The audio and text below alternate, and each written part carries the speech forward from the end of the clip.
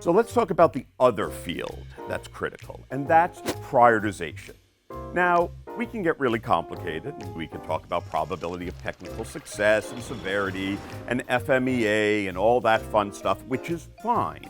But really, you can get almost all the way there simply with 4 buckets: super high, high, medium, low.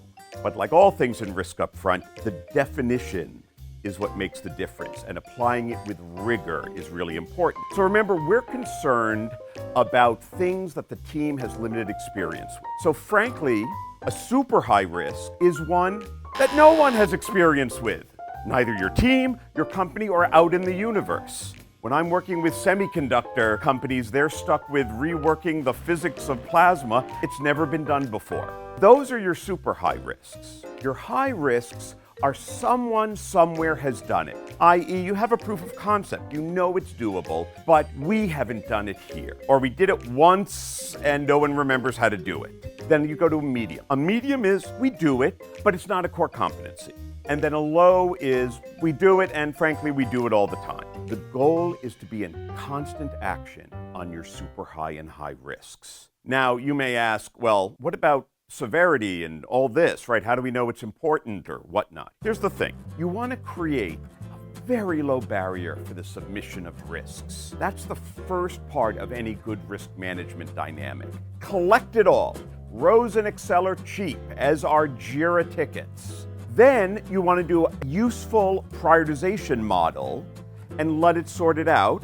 And then you can use that to decide how to spend scarce resources to mitigate it.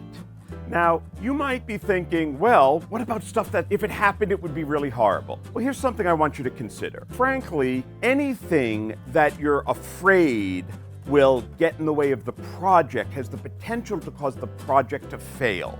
And so in that closed-end system, you want to worry and handle all the things. You certainly want to discuss them. Now, that being said, if there is something that's getting prioritized as a medium or a high that you think is really scary, just bump it up one level. That's the big loophole in this.